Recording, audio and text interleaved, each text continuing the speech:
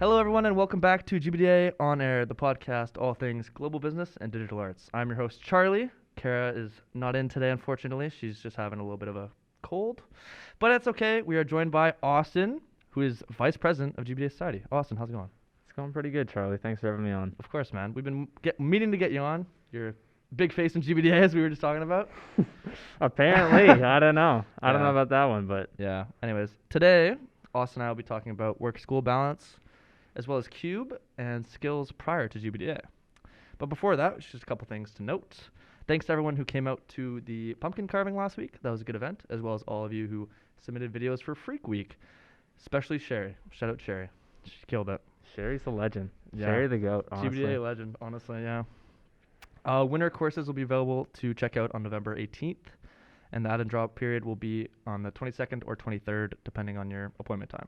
It's a little bit different for everybody. And also for third years, Internship 101 will be taking place on November 17th from 12 p.m. to 1 p.m. Strongly recommend for you guys to go. It's like a Teams call. Just a bunch of info about the upcoming internship. And yeah, that was a little quick intro there, and we shall get into the topics. You ready for this, Austin?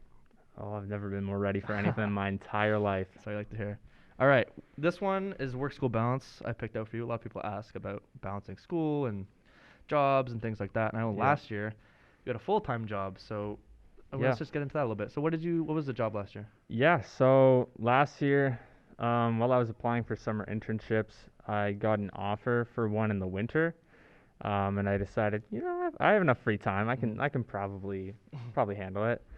So I was brought on as a creative intern at Unicorn Labs, which is a corporate leadership company focusing on startups and providing them with corporate leadership training and everything, and really focusing on developing leadership skills and stuff like that. So I was really responsible for creating graphics, social media clips, all that sort of thing. I was brought on in January. I was working about 30 hours a week and doing school after that, which was quite a As I say, did you have issues balancing that? I wouldn't say I had issues necessarily. It was just something that had to get used to, and really the only reason that I was really able to balance that was because of the fact that we were entirely remote, because I didn't have to go anywhere, and I only had one live discussion group, which was usually after I was done work anyways. So for the most part, it was fairly simple to balance. It was just a lot about having really strong diligence and willpower to, I have to do my schoolwork after this. Like, I have no other option. I can't procrastinate it. So I kind of had to really lock into the zone for that and do that right after I finish work. But overall, it was like a good experience. It was a good resume experience. I ended up extending into the summer and everything. So it was a way for me to kind of land a summer internship without having to worry too much about applying because, I hit the mic. Without having to worry too much about applying because, I was already just extending. And it was a way for me to get experience in a startup, which is very different than a corporate world and anything like that. So, it was overall like a fairly good experience. I'm glad I did it. Would I do it again? That was going to be my next question. Yeah. Would you recommend it for people? I would recommend it if you absolutely need to.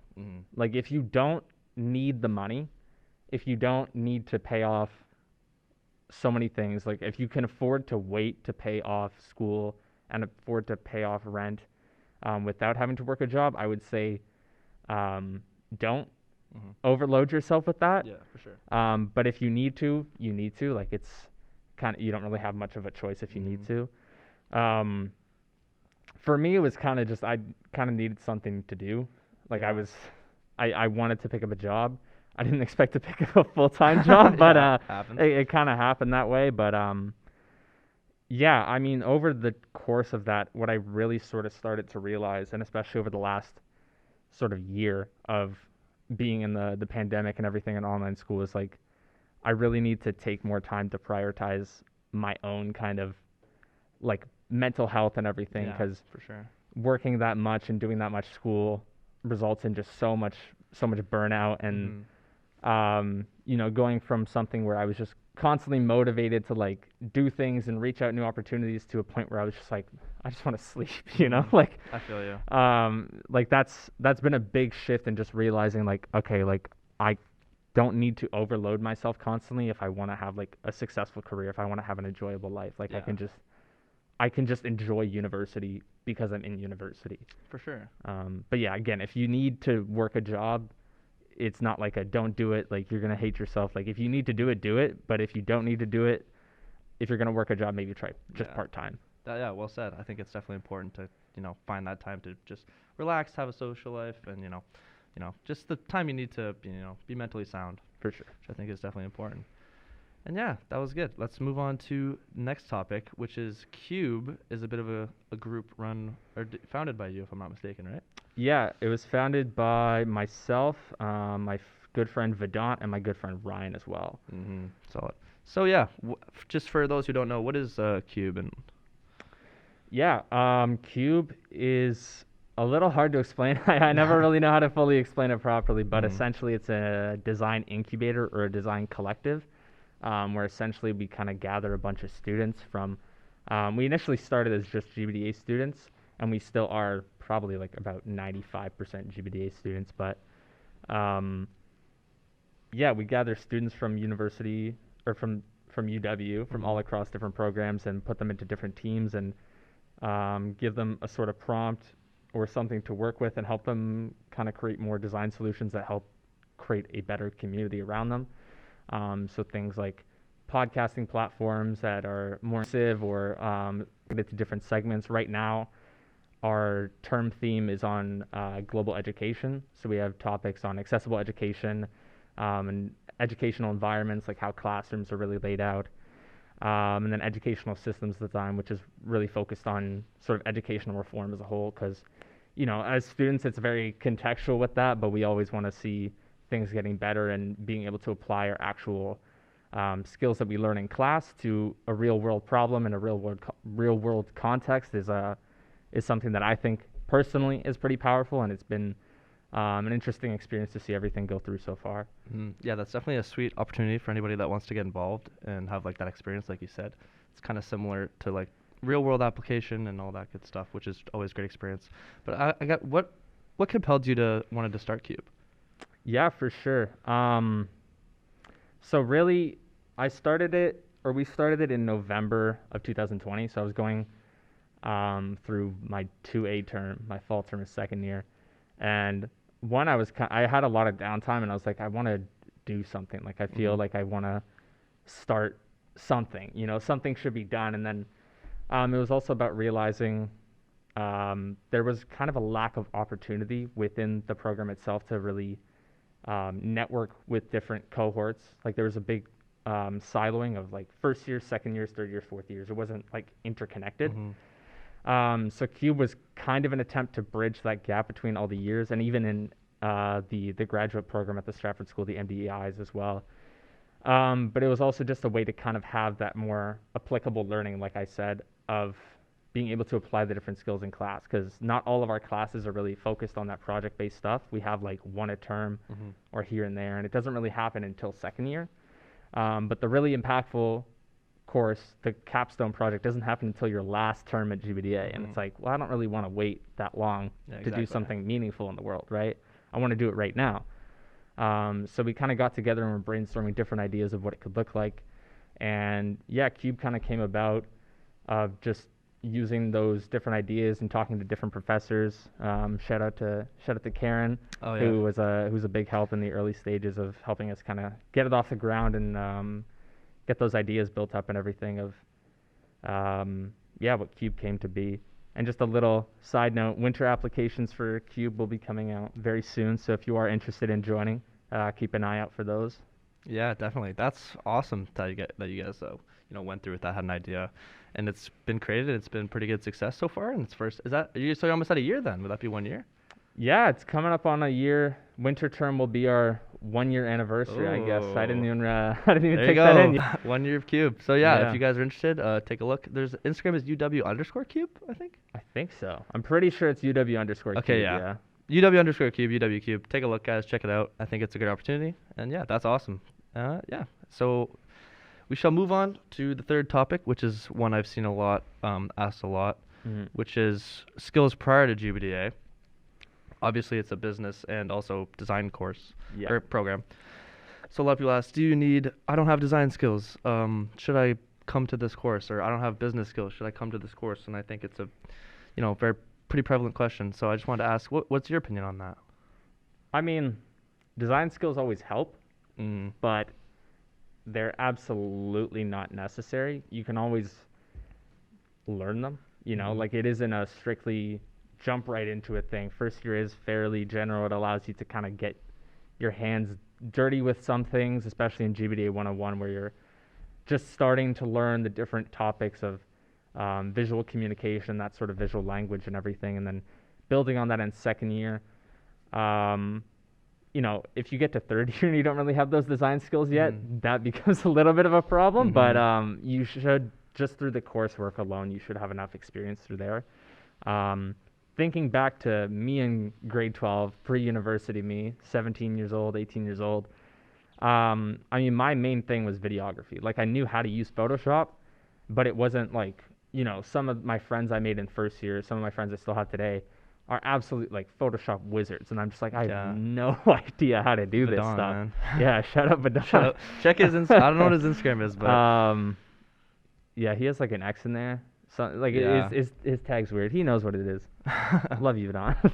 I'll throw it up on the screen. Yeah, if you're watching, it'll be on the screen. Anyways. Yeah, but there are people that are just like crazy talented, but you don't have to be that level to succeed in GBDA. Like, you can still get high marks just from being able to accomplish good visual communication, which is what it's all about. It's not about, can you make this sick graphic in Photoshop that looks like insane? It's more just about, are you actually communicating what you're supposed to be communicating?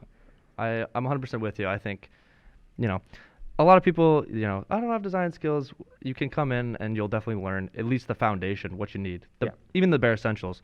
Like, as you were saying, I came in here with more of a videography, Photoshop design background. So I knew a lot of this going in, but I didn't really know any business skills. So coming into here, I've learned a lot about business already. Even if it's just the fundamentals, that's what's important. Yeah. And it's good to see there's a lot of great talent in GBDA. UW Creators Collective is a good place to check out some cool talent. But and that also, I find, motivates you a little bit when you see people are making all this great stuff. You're like, you know what? Yeah, I want to learn how to do that. And you can even ask them, reach out, say, hey man, that looked sick. How did you do that font or text or whatever? And it's definitely just, don't be afraid to reach out, expand your horizon, get new skills, which is, I've learned a lot of new stuff here that I didn't know before. Yeah, that's been one of the biggest things I'd say for GBDA, is just the amount of collaboration or collaborative spirit in it. Just like, if you see someone doing something cool, they're more than happy to, at least in my experience, they've been more than happy to be like, yeah, let me show you how to do this, or let's talk shop on Photoshop. Yeah. Or really just being able to spread that. And even through GBDA courses, like, I've been blessed with having some really good groups for my group work, where it's just a very good collaborative environment where specifically for GBDA 201 and 202, doing those shoots and everything, especially in 202 when I was doing a Lexus commercial. That one was sick. Like, I was doing that with my roommates, so we were good friends, but it was still just such a collaborative environment that I don't really get to see them in that often, where it's just, we're all bouncing ideas off of each other, and even on set we're all like, oh, this shot would be cool, and really just having that really creative and collaborative spirit that comes forth with this work, and being able to really push the limit of like what you think is possible just through yourself, and really embracing that collaborative spirit to create something that is like super badass. I don't know if I can super cool. Ladies and gentlemen, we have the first curse word on GBDA on air. No. Oh no, it's mine. It's cool. I was gonna say it's awesome. Like, GBDA is definitely that's one of the big pluses of it. I think, is the collaborative spirit. Everyone is very supportive of one another, and don't be so like tunnel visioned coming into this course, because be open to learning new stuff. Like, maybe you don't want to learn, or you're like, Photoshop, not my thing. Go to one of the workshops, or in 201 there's I think a couple or 101 you learn a little bit about Photoshop, and sometimes you'll enjoy things you didn't think you or knew you enjoyed. Like UX example for me, I didn't really know too much about UX, and coming into this program, I was like, dang, this is something that I could possibly consider as like a career. Like, I really enjoy doing this. So that's Tell me some of the highlights of GBDA. So I guess to answer the question, do you need design skills or business skills only, No. vice versa? No. No. You'll be fine. You can come in and learn the basics and fundamentals and make it work. It honestly might even be better if you have no skills at all, because you come in with a fresh mind and you kind of just pick it all up. You know, the beginner's mindset helps you feel a little more open to just going out and learning things, trying and failing, as opposed to, you know, if you have a built-up skill set, you think you're really good at one thing. If it doesn't go that well, then you're like, you get imposter syndrome, right? You're a little unconfident and it might shake it. But yeah, if you just having a broad skill set is really what's most important. Like I have friends who are very strictly into business or very strictly into the business side of things, or want to just go into business, and I have friends who want to go like full artist or full creative, and then there's people in the middle. Like it's a very diverse group of people, both in like a global perspective. Like there's a bunch of international students in the program, but there's also a bunch of diverse skill sets as well, which I think is really cool. Yeah. So I guess, that answers the question, and I think that's just about all we have for this week. So that was a great episode. Please shoot us messages at GBDA Soc if you have any questions on Instagram. If you have any questions, topics you want to see, guests you want to see, anything like that, we'd love to hear it. We're always looking for ideas. And yeah, with that being said, thank you for joining us, Austin. This has been great. Yeah, thank you for having me on the podcast. Put my IG on the screen. Okay. Shout out Austin's Instagram. Yeah. It'll be on the screen. I'm doing Jack. we're doing a lot of plugs today. Anyways, all right. Thanks for joining us, guys. I'm your host Charlie, and this has been GBDA On Air. Have a good one, guys. Bye. Bye. Bye.